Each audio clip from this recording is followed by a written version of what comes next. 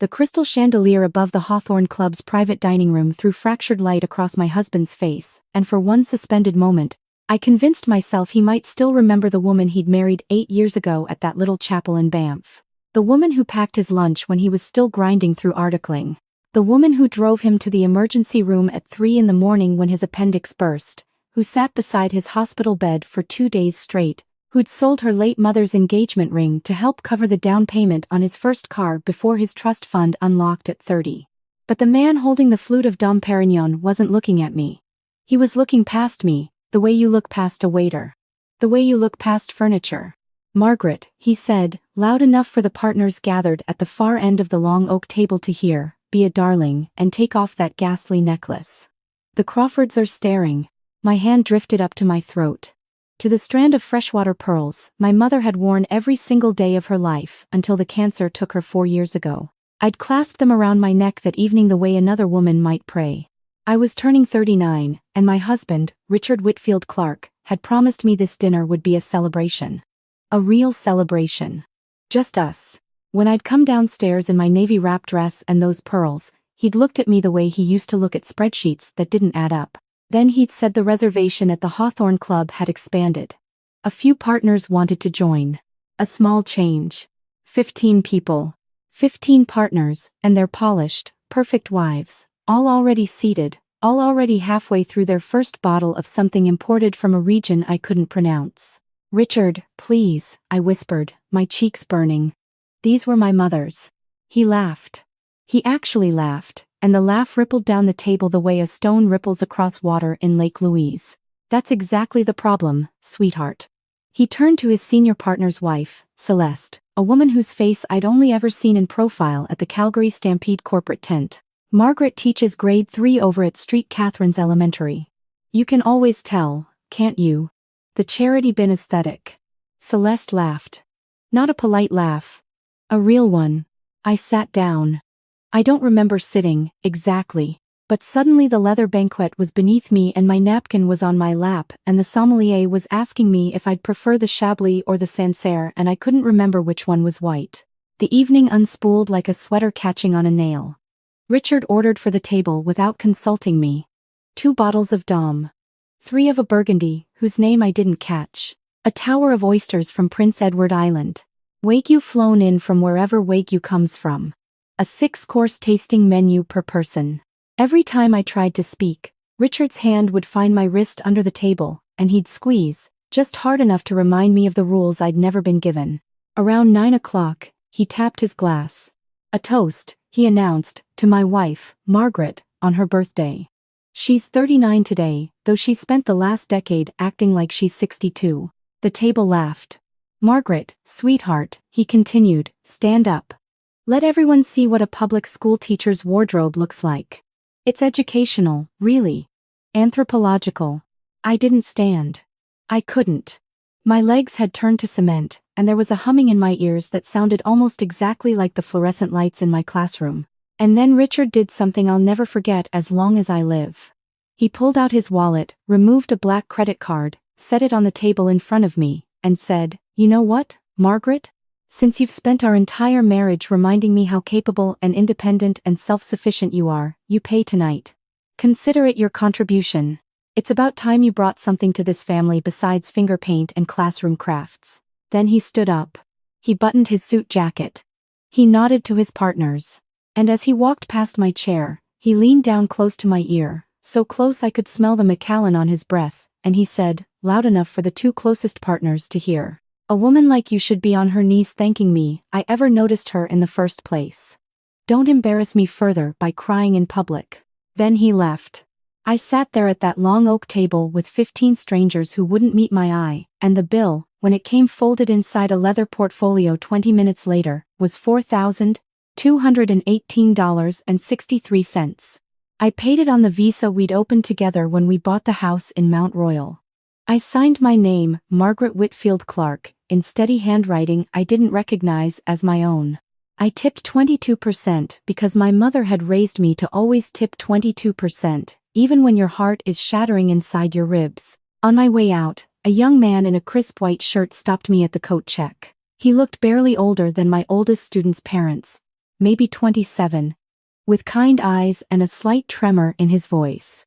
"Ma'am," he said quietly, "my name is Henry. I'm the assistant manager. I saw everything. The table. What your husband said. If there's anything you need, if you ever need us to provide a statement, the club keeps security footage for 90 days. All the private dining rooms. Audio and video." I looked at him. Really looked at him. "Why are you telling me this?" He paused, his jaw tightened. "Because my mom was a schoolteacher too, in Winnipeg, and I grew up watching men like that treat her like she was nothing. And I promised myself if I ever saw it happening and I had the chance to do something, I would." I wrote his name on a napkin. Henry Takashima. I put it in my coat pocket. I didn't know yet that it would change everything. I drove home through downtown Calgary with my hands clenched tight on the steering wheel, and I didn't cry. Not once. Not at the red light on McLeod Trail where the Christmas displays were already up even though it was only mid-November. Not when I passed the little Italian place where Richard had proposed, back when he still laughed at my jokes. Not when I pulled into the long driveway of the house in Mount Royal, the one his mother had given us as a wedding present. The one I'd spent 8 years filling with warmth. I didn't cry until I was standing in the ensuite bathroom, my mother's pearls still around my neck, and I opened her old jewelry box, the mahogany one I kept on the vanity. I lifted out the small velvet pouch I hadn't touched in 4 years. Inside was her wedding band. Just a plain gold band. My mother, a hospice nurse from Moose Jaw who worked night shifts for 31 years, had worn that ring until the day she died. I slipped it onto my right hand, next to the 2-carat emerald-cut diamond Richard had bought me from Burke's. And I whispered, out loud, to the empty bathroom. "I'm going to be okay, Mum. I just need a minute." Then I cried. Not for very long. Just long enough. When I walked back into the bedroom, Richard's side of the closet was exactly as it had been that morning. $300 shirts pressed in even rows. Italian leather shoes on cedar trees. A locked black leather briefcase on the top shelf, tucked behind his ski gear. He hadn't come home. I stared at that briefcase for a long time. Then I climbed onto a chair, took it down, and tried the 4-digit code. Our anniversary. Locked. My birthday. Locked. His mother's birthday. Open. Of course. Inside were 3 manila folders. The first was labeled Whitfield Family Trust. Distributions. The second was labeled Prenuptial Agreement. M. Doherty, my maiden name, though Richard's lawyers had used my mother's surname to make the paperwork easier to bury. The third was labeled, innocuously, in Richard's neat block handwriting. Insurance. I opened insurance first. It was not an insurance policy. It was a folder full of photographs. Hotel receipts from the Fairmont Banff Springs. The Shangri-La in Vancouver. The Street Regis in Toronto. All dated during the past 18 months. All booked under Richard's corporate account. All for 2 guests. And in several of the photographs, a woman I recognized from the Whitfield Clark and Associates firm Christmas party. Vivienne Moreau. A second-year associate. 26 years old. The one Richard had introduced to me as my mentee with a hand on the small of her back that I'd told myself meant nothing. Behind the photographs was a medical receipt. A private obstetrics clinic in Mississauga. Dated 11 months ago. For a patient named Vivienne Moreau. The consultation fee had been paid, in full, from Richard's personal account. My hands were shaking. But they weren't shaking the way they'd been shaking at the restaurant. These were different shakes. These were the shakes my mother used to describe from her hospice days, when the body finally accepts what the mind has been refusing. I pulled out my phone. I took photos of everything. Every receipt. Every photograph. Every page. Then I put the folders back exactly as I'd found them, relocked the briefcase, and climbed down from the chair. Then I opened the prenup. I'd signed it 8 years ago, on a rainy May morning in a Toronto boardroom, surrounded by Richard's family lawyers, who spoke in soft, reasonable voices while I nodded along, 29 years old and in love, and too embarrassed to ask questions about paragraphs I didn't understand. Richard had told me it was a formality. A protection for both of us. But sitting on the edge of our bed at 2 in the morning, reading the 18 pages for the first time in 8 years, I found something I'd never noticed before. Section 14, subsection C, the Whitfield Family's Standard Marital Misconduct Clause. In the event of documented infidelity, financial impropriety, or public humiliation of the spouse by the Whitfield party, the entire prenuptial agreement would be rendered null and void, and asset division would revert to standard Alberta community property rules. Richard's own family had written the clause. 80 years ago, his great-grandfather had inserted it as protection for the Whitfield women, who, apparently, had all known exactly what kind of men the Whitfield men could turn into. Richard had never read it. Neither had his lawyers, apparently. Or they had, and they'd assumed, as Richard had assumed, that I would never be the kind of woman who'd pull that particular thread. I folded the prenup neatly and returned it to the briefcase. Then I made myself a cup of chamomile tea, sat at the kitchen island where my mother's pearls still hung around my neck, and I opened my laptop. I didn't know a single divorce lawyer in Calgary. But I knew someone who might.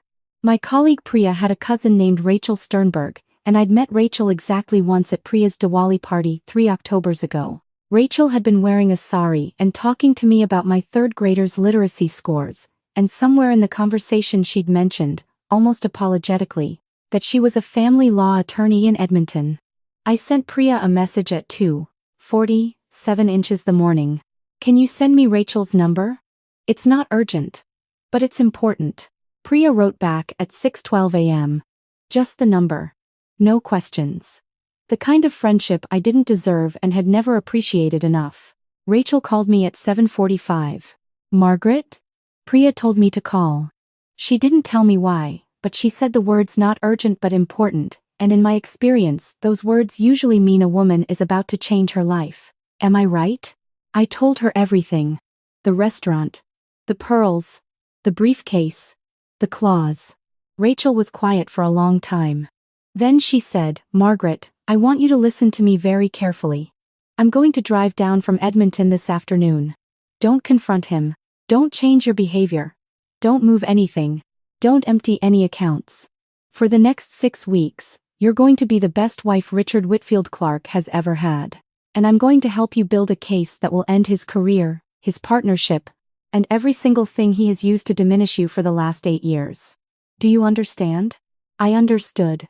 Richard came home the next morning at 11.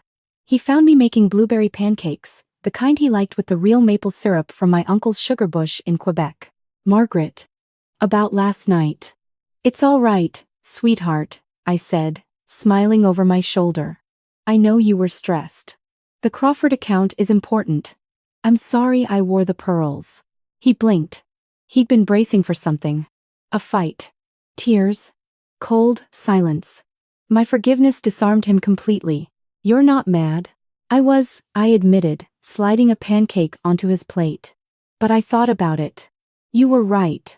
I should be more careful about how I present myself in those circles. I've been taking you for granted. He sat down. He ate the pancakes. He told me he loved me. He kissed my forehead on his way out the door. I stood at the sink and watched his Porsche Cayenne disappear down the driveway. Then I drove to my classroom, and between teaching my students long division and reading them Charlotte's Web and wiping applesauce off Theo Mackenzie's chin, I built the file that would destroy my husband. Over the next 6 weeks, I became a kind of woman I didn't know I could be. I copied every statement from our joint account onto a secure drive. I photographed every invoice from the trust fund distributions. Through a former student's father who worked at the Canada Revenue Agency, I learned, quietly, that Richard had been routing client trust funds through a shell company in the Caymans for at least 3 years. I didn't look at the details. I just made sure Rachel had the thread, and Rachel did the rest. Henry from the Hawthorne Club sent me, via courier, a USB drive containing 41 minutes of audio and video from my birthday dinner. Every word. Every smirk. Every laugh from Celeste Crawford. Vivienne Moreau, I discovered, had not had the baby. But she had kept the receipts. And when Rachel's private investigator approached her 6 weeks later with a simple question, did Richard Whitfield Clark promise to leave his wife for you, in writing? Vivienne said yes, and she produced 3 years of text messages to prove it. On the first Tuesday of January, I kissed Richard goodbye, told him I'd see him at dinner, and walked into the Court of King's Bench of Alberta wearing my mother's pearls and a simple black dress from Simon's. Rachel was already there. So was Richard's senior partner, who had received, via registered mail, the day before, a complete file documenting his star partner's financial crimes. So was an investigator from the Law Society of Alberta. So was Vivienne. So was Henry from the Hawthorne Club. When Richard walked in at 9:55 a.m., still adjusting his tie, believing he was there for a routine quarterly review, the look on his face when he saw the assembled room was a look I will remember for the rest of my life. It was not a smirk. It was not a sneer. It was the look of a man who had never once, in 41 years, considered the possibility that the quiet woman making his pancakes might have been keeping receipts. Rachel stood up. "Mr. Whitfield Clark, your wife has filed for divorce. Pursuant to Section 14(c) of your prenuptial agreement, we are moving to void the prenup in its entirety. We have documented evidence of infidelity, financial impropriety, and public humiliation, including video, audio, witness testimony, and forensic accounting. We have also forwarded the financial evidence to the Law Society and the RCMP Commercial Crime Unit. Your partners have asked me to inform you that your partnership has been suspended, effective immediately." Richard opened his mouth. Then he closed it. Then he looked at me. And I stood up. I had not planned to speak. Rachel had told me I didn't need to. But I stood up anyway, and I unclasped my mother's pearls from around my neck, and I laid them gently on the table in front of him. "Richard," I said, and my voice was steadier than it had been in 8 years. "These pearls were worn every single day by a woman who raised 3 children on a hospice nurse's salary in Moose Jaw, Saskatchewan. She buried her husband when she was 42. She sent 2 daughters and a son to university without taking on a cent of debt. She died holding my hand in a palliative care unit where she had worked for 31 years, and on her last night she told me that the measure of a person is not what they have but what they refuse to accept." The room was silent. "You told me, on my 39th birthday, in front of your partners, that I should be grateful you ever noticed me. I want you to know, Richard, that I am grateful. I am grateful you showed me, clearly and publicly, exactly who you are. Because it spared me from wasting one more day of my life asking for a seat at a table I was never meant to sit at." I picked up the pearls. I fastened them back around my neck. "I was never beneath you," I said. "You were just standing on my silence." Then I walked out of that courtroom and I did not look back. The settlement was finalized 11 weeks later. The prenup was voided. The house in Mount Royal became mine, free and clear, along with spousal support set at 4 times my teacher's salary for a period of 12 years. The RCMP filed charges against Richard for breach of fiduciary duty and money laundering 3 months after that. His partnership was dissolved. His membership at the Hawthorne Club was revoked. Celeste Crawford, I later heard, stopped speaking to him entirely, which I found more satisfying than I probably should have. But here is the part no one writes into the stories like mine. On the Monday morning after the settlement was finalized, I drove to St. Catherine's Elementary School at 7:45 a.m., the way I had driven there for 14 years. I parked in my usual spot. I walked into my classroom. I wrote the date on the whiteboard in my careful, rounded teacher's handwriting. And when my 3rd graders came pouring through the door at 8:40, 23 of them, small and loud and perfect, my student Noor ran up to me with a card she'd made out of blue construction paper and glitter glue. It said, in her shaky 7-year-old printing, "Welcome back Mrs. Doherty, we missed you." I had taken my maiden name back the week before. Noor was the first person to call me by it out loud. I sat down at my desk, and for the first time in a very long time, I put my head in my hands, and I wept. Not the way I'd wept in the bathroom that November night. A different kind of weeping. The kind where something that has been held too tight for too long finally lets go. Noor climbed into the chair next to me, patted my shoulder with her small hand, and said, very seriously, "Miss Doherty, my mum says sometimes grown-ups cry because they're happy. Is that what's happening?" I wiped my eyes. I looked at her round, serious face. I thought about my mother, and her pearls, and the 31 years she'd spent holding the hands of dying people in Moose Jaw. And I thought about every woman in every small Canadian town who has ever been told she was less than by a man who was nothing without her silence. "Yes, sweetheart," I told Noor. "That's exactly what's happening." And then I stood up, and I taught my class about fractions, and at recess I stood in the cold January sunshine on the playground, and watched my students run, and I understood, finally, what my mother had meant on her last night. The measure of a person is not what they have. It is what they refuse, at long last, to accept.